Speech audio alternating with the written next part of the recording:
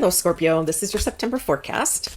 This is Artsy Wisdom. My name is Diane. I do astrology and tarot, and I'm a hypnotherapist, life coach. I do paper crumpling for divination. I also channel spirits and Moses, and I like to think that I can connect you and me to the divine oneness that we all are.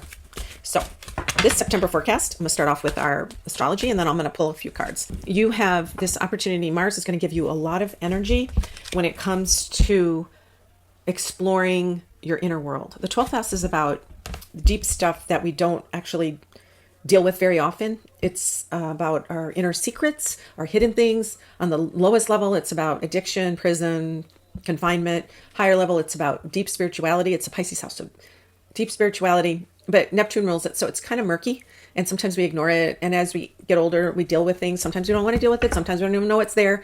But Mars is there, right? You have this opportunity. Mars is going to use that energy because it's going to want you to be active in that area. Explore your inner desires or inner secrets, things that you're not really having the courage to see or to look at before.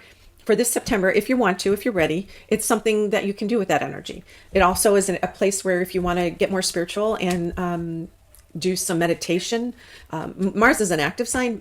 It's ruled by Aries, but Mars in Libra is a very peaceful, diplomatic sign where you're thinking about the other person and you like things to just be nice. So Mars there is going to give you that energy to take action, but at the same time, it's a peaceful energy. So it's a great way to explore and feel safe.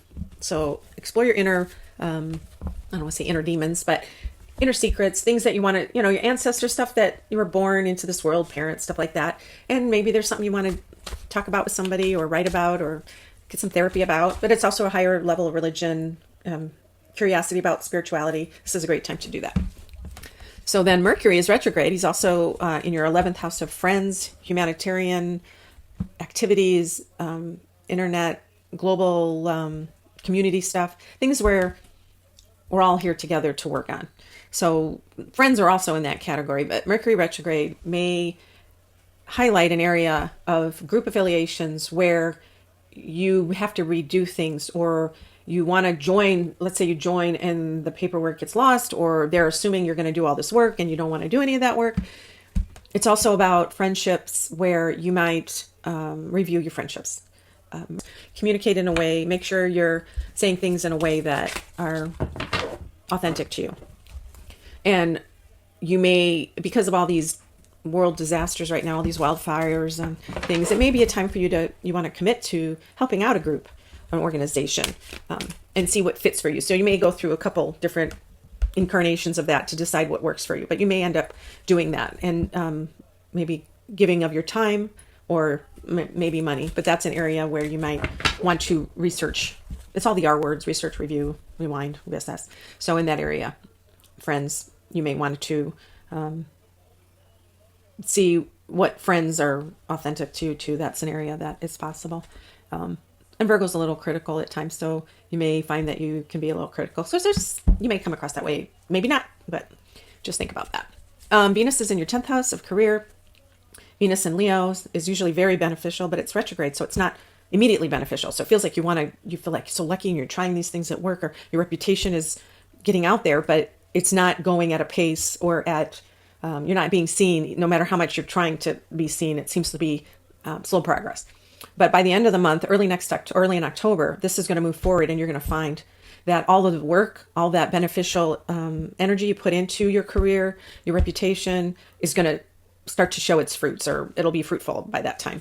And it'll start to, you'll start to get either the money or the visibility or the positive attention from Venus and Leo. Because Leo there is a really positive Aries. Just be careful about being very, because Venus is super beneficial. It's lucky. It's a lower octave of Jupiter. It causes expansion.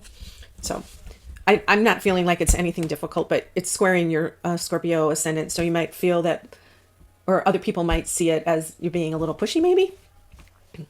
Or just modify that or monitor that. But shine yourself, because Leo's or Venus and Leo is about shining in your career and reputation. Jupiter and Uranus are in your 7th house of partnership. So what's going on there is that you're Uranus has been in your seventh house of partnership, which is making you very freedom, getting a little like, I need to be free in my partnerships, business or romance. And I don't want to be held down. And that's been going on for a few years now. Jupiter is causing that it may trigger it again, make it a little bit more and this is going to stay there until next May. And you may feel like you need to go and do.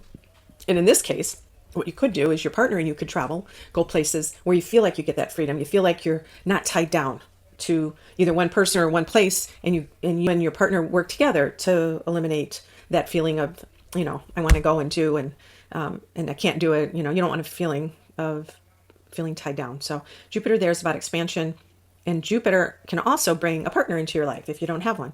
So it's really lucky and beneficial. So Jupiter in Taurus is a manifesting sign.